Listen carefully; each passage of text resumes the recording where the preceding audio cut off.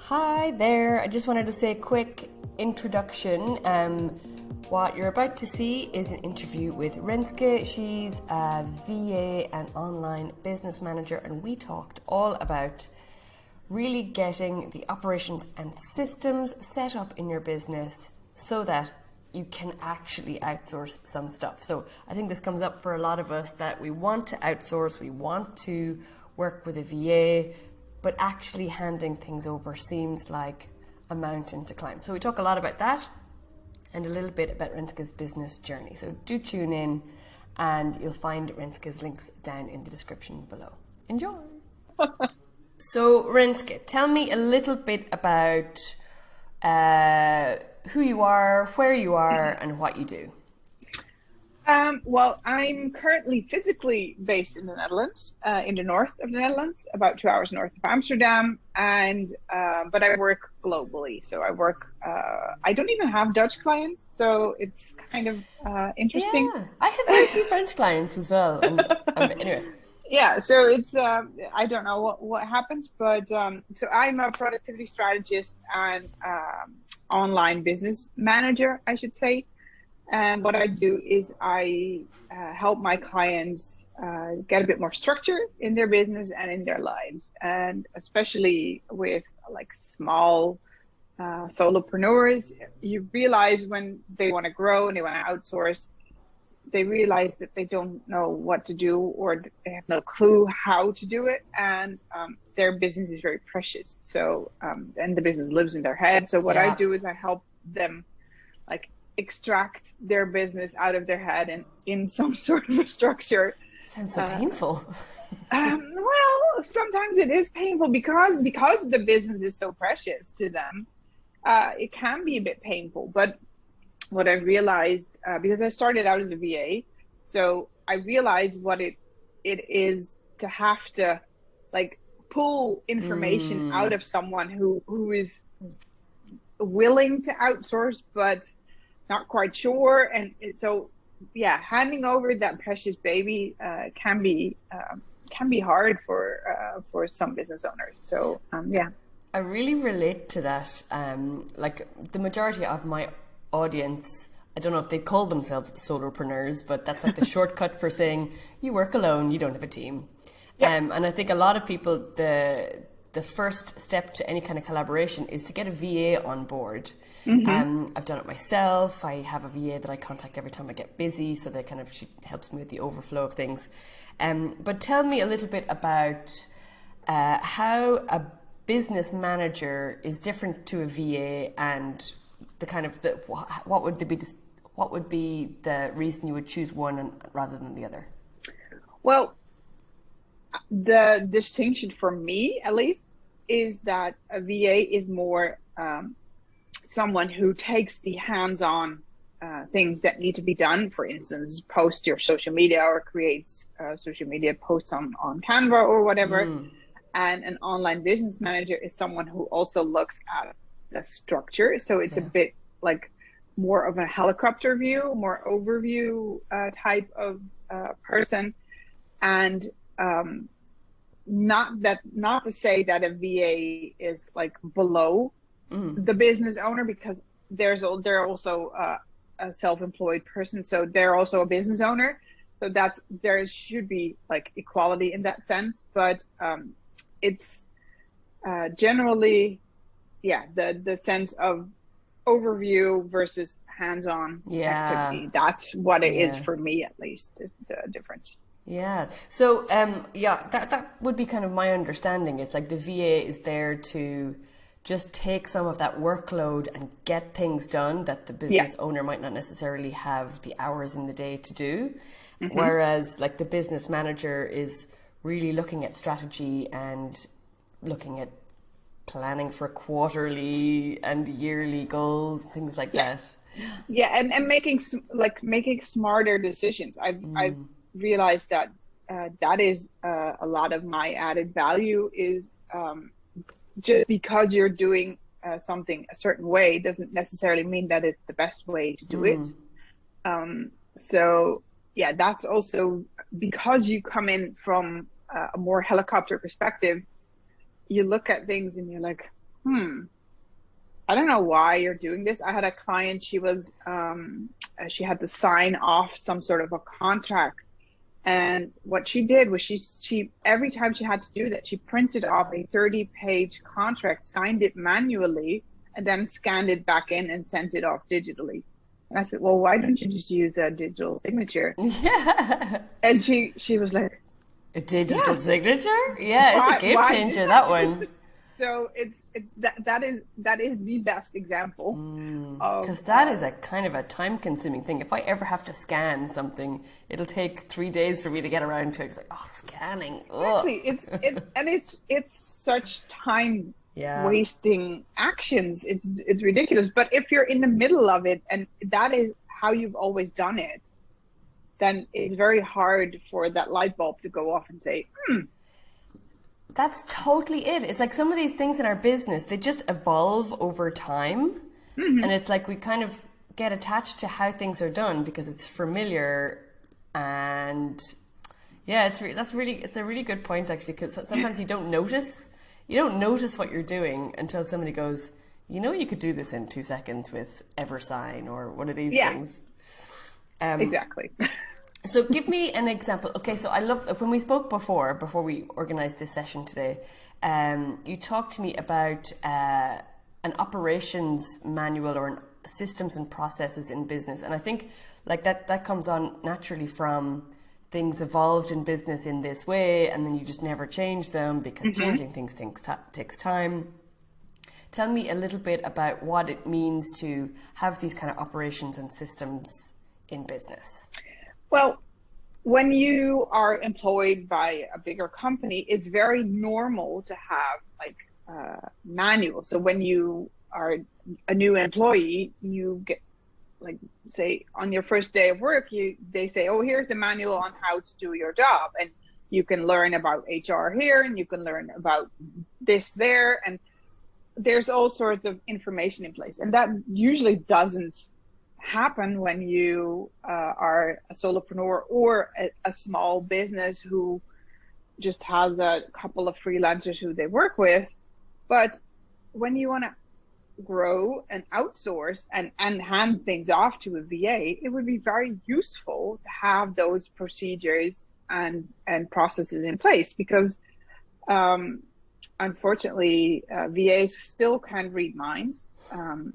They're working on it though, aren't they? Yeah, they're working on it. I call myself a productivity witch, but even I can't read minds. So it's, so you have to have some sort of a formal way of handing off something to someone else. And that doesn't have to be a 60-page document with everything like written out, but it can be a step-by-step, say, you want to explain someone how to use Canva, it just says go to canva.com, click here, do this, do such and such. You can find the templates here, blah, blah, blah. That is the easiest and simplest way to start your process and procedures. And when you have a couple of them, you create your own little company handbook. And again, that sounds very fancy, but it's actually quite simple, and you can make it as elaborate as you like, and it has to suit your business. Obviously, you don't have to, I don't know, create a process that tells your VA that she can take coffee breaks and when she can. That's obviously not the case. You're getting into micromanaging there. Exactly. That's not what we want. We definitely do not want that. But it's more about, again, getting that stuff that's in your head on how you always do it. And then another big plus of writing things down is then when you realize that you're actually an idiot for doing the things that you're doing, because that's what tends to happen with my clients a lot. They're tasked to write down every step that they're taking, and then I talk to them and they're like, oh my god, I can't believe that I've been doing this for X amount of years in this way. And so because you're focusing on writing it down, you start to realize that you're sometimes just an idiot. I hope you don't put that in your marketing, though. No. Are you an idiot? Are you an idiot? No, that's definitely not it. But it is funny if they come to that realization themselves. Yeah. So I do feel like I meet a lot of people, and when you say that thing, your business lives up in your head, and you feel like nobody's going to get it, or nobody's going to do it exactly in the way that you want it done. Yeah. This would be definitely true for me, because I'm a kind of I'm from graphic design, so I thought, like, well, anything that's in my name has to be like nicely designed as I would do it myself.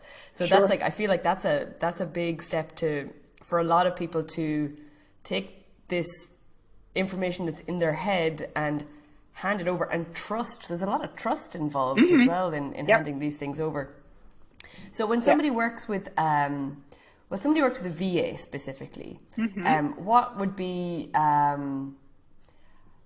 I mean, in my experience, it took a couple of weeks for my person to really understand, like, my brand voice and replying to emails on my behalf.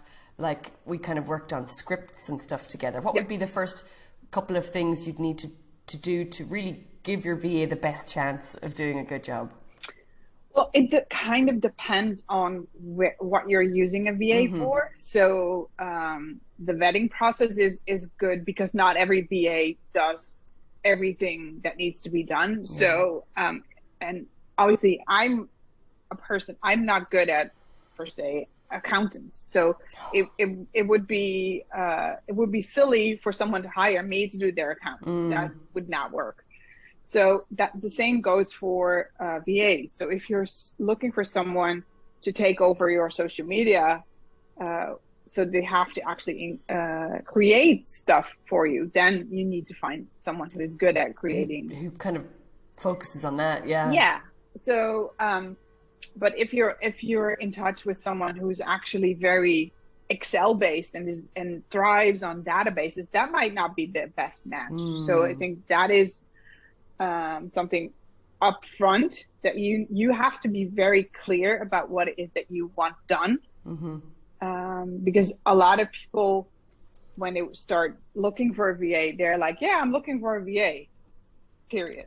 Okay, great, but what is it that you want done? And like you said, if you want someone who has to speak in your brand voice, that has to, well, not necessarily come natural, but someone has to have a kind of a flair for design, or so I would take that on, exactly. So I would definitely, in the first, once you found someone, you're like, okay, I think this could work, is give it a test run and say, okay, this is an example of text.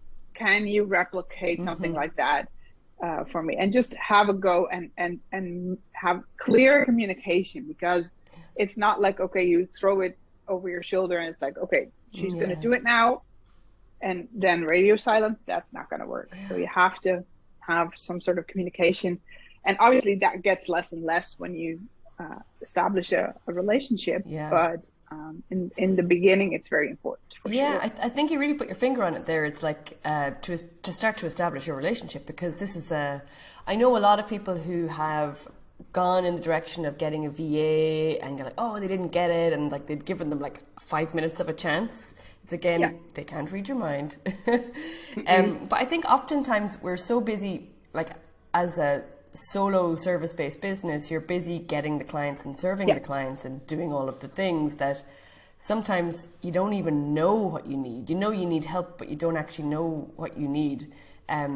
A coach of mine told me that as soon as she hired an assistant, it wasn't actually a VA, it was somebody in person, but as soon as she hired an assistant, that's when she started to grow. Like the business actually started to grow, when she was like not fiddling around with all of these small time-consuming tasks that kind of broke up her concentration for the actual real valuable stuff that she can do.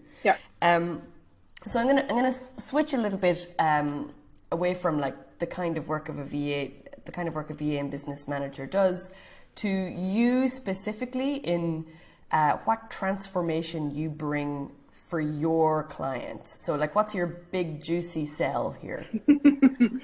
Well, I do two things. do the hands-on online business management task like we just discussed, but I also help clients focus on productivity. So I've created a productivity program, and what that does is it takes clients through a couple of steps. First, figuring out what is the priorities, what do you actually want to do, and then what's holding you back, what are your distractions, whatever's going on for them. And then we start intentionally scheduling, and we use things like time blocking to create the ideal schedule. And then we look at, okay, so now that we know what we want to do and how we want to do it and when we want to do it, potentially what could we automate or outsource, and how do we review our process, and what is the term on which we review? Do we do that daily, weekly, monthly, whatever? So I help them through the whole cycle, and that is also a preparation for a lot of my clients into outsourcing. So I help them basically get their own like shit together before they start handing it off to someone else. So when you ask someone, what are your priorities? They're like, yeah, I just want to serve my clients. Well, great. That's almost always it, though. It's like, because when you get into business for yourself, like you think like, oh, I'll do the job that I was doing in corporate or in the agency or wherever. And then you realized like 60% of your actual job is getting work. Because previously it was all just handed to you to do when you're in like in a company. But like it takes work to get the work. Yeah, that is exactly, you put your finger on the sore spot, because a lot of solopreneurs or small businesses, they forget that they are a business and that they're not just handed work, and not someone in HR is going to fix something for them, and the payroll is going to fix something for them, and the tech department is going to fix something for them when their laptop breaks. That's all you. Yeah.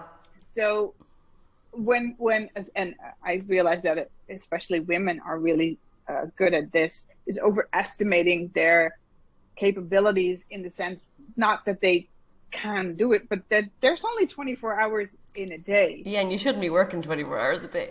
No, and you have other, I call them non-negotiables. So that could be children, that could be a partner, that could be care responsibilities, whatever it is, that has to be taken into account. And we tend to forget that. And then there's the business side of things, and then there's the actual work that you do. Yeah. And that is the work that you do for your clients that pays bills. But it's and you have to have something left for your life outside of work. Preferably, yes. Preferably. Yes. Tell me a little bit about where your idea came from. Like, how did you end up in starting this business? Well, like I said, I started out as a VA. And what inspired you to do that? That is an interesting story. That is actually... There's always a story. There's always a good one. Yeah, there's always a story. So I'm also a yoga teacher. So, and I worked in corporate. I worked in IT for a long time. And so in the end of 2018, I was due a break. I was like, I don't know if I want to do this anymore. So I'll quit my job and just teach yoga for a while and figure out what the hell it is that I want to do. Because I've always been like all over the place in like jobs, in the sense that I never had this like calling that some people have. Like, I'm going to be a veterinarian, or I'm going to be, I've never had that, unfortunately. So, I quit my job. Obviously. Yeah. Well, yeah. There's always aspects of the jobs that I've had that are very like suited to my personality. Yeah. So there's absolutely overlap. But I quit my job end of 2018 and started teaching yoga for a while, and I quickly realized that I'm not cut out to be a full-time yoga teacher. But it was lovely to have that kind of break. And actually at the so I did that for a year. So I was applying for jobs the whole through 2019, just as a means to get things going and to stir something up.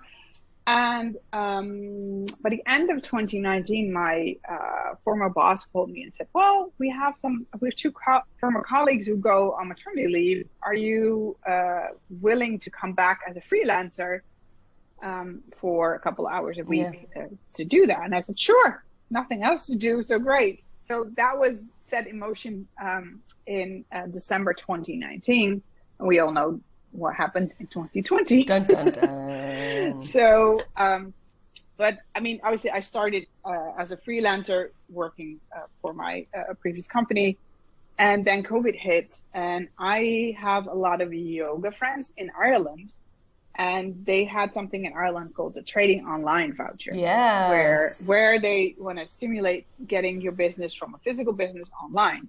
So I had a couple of friends reaching out to me saying, "Hey, we have this trading online voucher. You're tech savvy. Can you help us get our business online?" I said, "Sure, no problem." So I helped them get their applications for the voucher in. As I created their websites, and that got the ball rolling.